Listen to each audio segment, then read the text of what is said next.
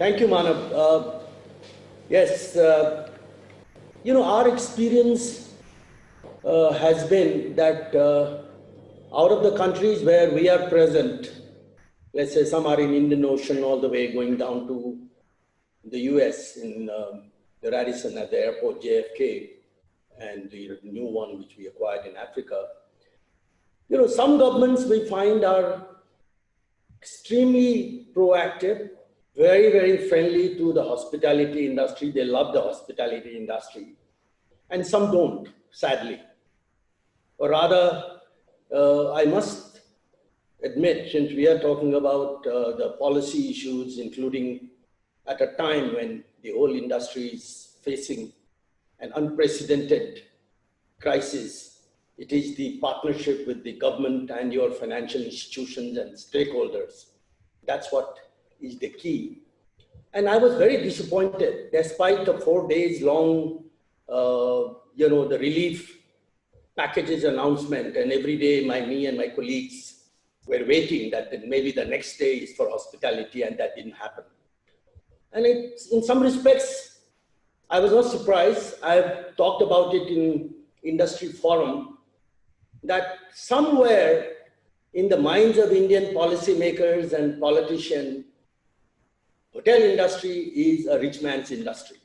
In any state in India where we go, people chase us to put up a YY plant, and nobody wants to talk to us about our hotel industry. Whereas probably the overall economic welfare benefit, both by way of taxes and employment and generation of economic activity, is no less than any FMCG industry, rather more. So that's the kind of a dilemma that I think we are facing in India, in our Indian business. But by the same token, if we look at, I can give you an example of our farm in Philippines, where already the government came forward to support. Of course, there is a health and wellness element, so that helped.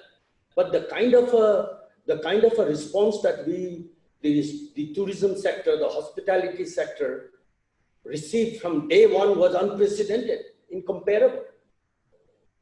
So I think it's all about where you put the industry in terms of the bucket of from a planner and from a government's perspective. I was looking at some numbers to talk here, and I find that the overall tax incidence on hotels in India is 20%, whereas in Thailand, it's 8%. I mean, that speaks for the mindset itself. I think there is somewhere some serious introspection that needs to go amongst people like ourselves, and also the operators, and also the people who are connected with this industry, of where we have gone wrong in not being able to educate the policymakers, or probably convey the right kind of a message, give the right kind of develop an effective lobbying platform which is trusted, which is capable of introducing a change.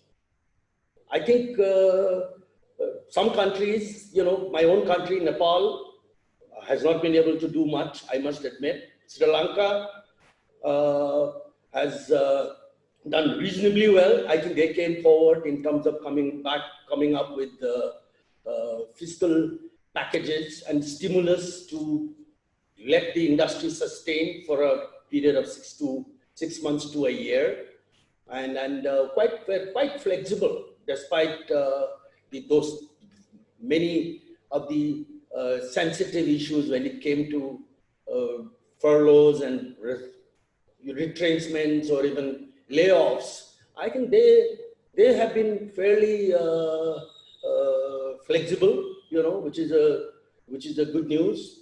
Whereas country like Maldives, they have chosen to keep the country shut down indefinitely. We really don't know when we are going to open. Now they are talking anywhere from September to December. So that's the end of the story, So I think it's very difficult to generalize. But I think I must say that at the cost of becoming being unpopular once again, that India is not doing what they need to do. Manav, I think I was waiting for that question. Actually, that's where, that's what is going to become probably a mantra to redefine your business model, even non-laser products. I mean, I feel that we are caught in a situation where even those properties, you know, who today qualify as business hotels are put in a situation because of social distancing and because of all the points, very important points, all our colleagues have mentioned just now. There is going to be a huge pressure on revenue. Okay, you have to reduce the inventories or use less inventories, remove the focus from the size of the banqueting, etc. And all that has a, so what do? I mean, I think, so we've been struggling in some of our properties here, and we feel that this is an opportunity to bring in a larger component of hygiene and safety factor. And slowly perhaps modify, you know, what used to be a simple kind of a rejuvenation massage into, I would say, the next level of wellness. Okay, it's a question of introducing a greater degree of confidence amongst the clientele that, look, it's a hotel which gives the highest degree of importance to health and safety. Okay, they follow all the norms. Okay, they don't compromise. And I think that requires redefining your business model. And that business model starts with your staffing. Of course, infrastructure is very critical. But we've been now looking at multitasking. We've significantly cut down on our staff. We've kept our properties open in our Dubai Business Hotel, which recently opened, or for that matter, Sri Lanka or Kathmandu, and we've reduced the staff force. They've sent them out on furlough for about 2/3 of them, and we are still operating the hotel. I think it's an opportunity. As a matter of fact, we don't like it, we hate it, we don't feel good that you know, we've been pushed in a situation where we have to send our staff out, you know, away, even hopefully for a short period of time, but still. It pains purely from a employer's perspective, relationship perspective, but I guess rather than shutting down the property, this is yet a better option. But we have started working on significantly reducing the guest to staff ratio, and it's working. So I would say that it's both, and then I'll come to your question specifically about the leisure property or properties which are with more natural quarantine, you know, the safari you mentioned, Manav. I'll come to that. So I think on the business hotel side, I think it's an opportunity to redefine the product in terms of use of spaces and in terms of use of staff, and by through sort of multitasking.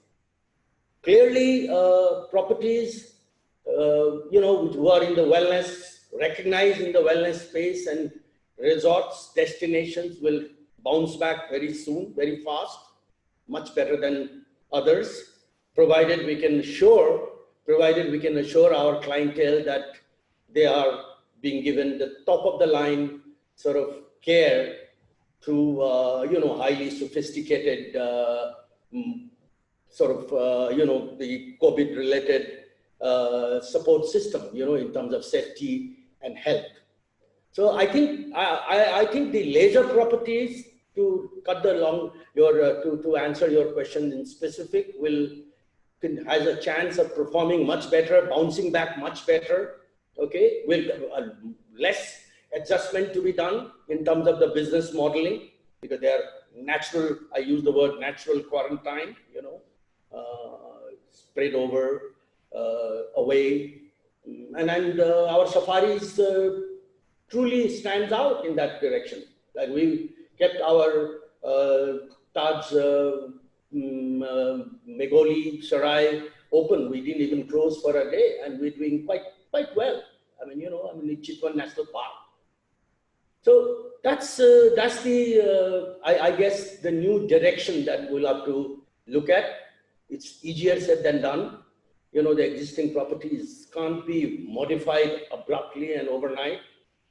You know, and it's a long call. Let me, Manav, let me step in, if I may, and I'm trying sort of supplement to what Ashish mentioned. I completely agree, and perhaps I bring here a very balanced perspective because we also happen to be the largest banker here, and we are. Sometimes I wear the banker's hat and sometimes the borrower's hat. Are you wearing a banker's hat right now and talking? I'll wear a very balanced hat, you know, and what is fair to both.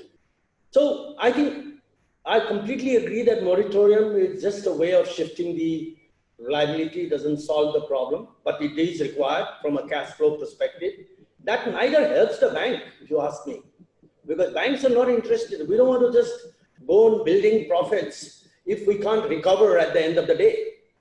So this is where I think the stimulus has to come in, the refinancing has to come in from the government as well as multilateral agencies. If not, that's not possible, maybe from the central bank. You know, I mean, and there are examples. There are examples of how UK or even a smaller country relatively, Indonesia has done, okay? Fantastic work. They've stepped in, they've brought down the cost of funding to 2-3%. I think that's what the industry needs. And also there has to be a restructuring of the business plan and projections jointly between the bank and the hotels. It's not enough. I mean, you know, it will be not in the interest of the bank to have a NPA. If the hotels can't operate despite we giving, let's say, a couple of percentages of rebate or by shifting some of the payment obligation, if you still are not in a position to, then I think the hotel is doomed, the bank is doomed. So I think there has to be a very well structured plan of restructuring the cost structure. Again, it bounces back to the overall cost structure. Cost of capital is one very important one, but in case of hotel industry, human resource is another big one. And of course, there are many other taxes.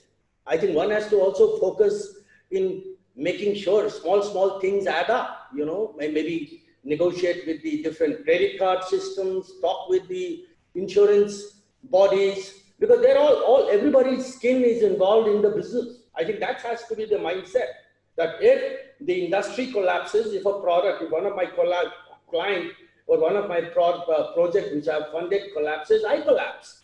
So I think there has to be a collaborative effort. And there has to be a collaboration between multiple parties who are all associated in it. Thank you. That's why I offered to step in, because I think I can also relate as you know, as a client for some of the brands we work with very closely, and also as an operator with our own brand. I think the relationships will have to be redefined. Okay, it has to be redefined. It has to be based more on coexistence. I think it'll have to be more on sharing of the costs. Costs will have to be met, you know, for both sides. But upside will have to come. It can't be that one side is able to ring fence one's overheads, including the corporates, and the other side continues to pay. You know, that won't work. Well, I wouldn't say one-sided, but I think the brands definitely, certainly, you know, they are better off. I mean, in case in a situation where the project enters into a serious cash crunch, they are better protected, no question about it. Some who can't afford to dictate, they won't get paid, and some, you know, they will get away with whatever, irrespective of the situation they are facing. So what I'm saying, there has to be a much greater alignment, okay, in terms of P&L, whether it is EBITDA linked, whether it is post recovery of the costs, fixed costs, for both operators also have fixed costs. Okay, I think that is something which will have to be thought about. Otherwise, it's very difficult to continue. It will become more and more challenging for the relationships to continue. And let me take a moment to also make a short observation on two previous questions you asked. One was about the human talent. I think we have to look at the timing issue. I think to address that question, it entirely depends. What is the kind of a time frame are we talking about? 3 months to 6 months to 1 year? By when the business will bounce back? Okay, I think there are different views across the industry, and also more importantly in different countries, in different destinations. I think it's a time for managing the relationship. It's sending out people on a probably a long deserved holiday, shared costs. Don't lose them. I think that's what we would do, because I think there is a huge investment that has gone in on the human talent. Probably you'll have to create new, we were talking about the F&B side. We have, but that's not going to be true for everyone. But in some properties where there are specialty restaurants, there is a buzz about the F&B, they will carry on with the F&B outlets. In fact, they will do extremely well in terms of home deliveries or even catering to smaller parties at home. And that's what we are beginning to do in some of our properties. I didn't realize that the quantum of that business is huge, and it can be built upon. So I think human talent is purely a matter of the time frame we are talking about, how long, and I won't be that pessimistic. I think come what it may, 6 months down the line when we have a similar conversation, perhaps we'll be talking a different language.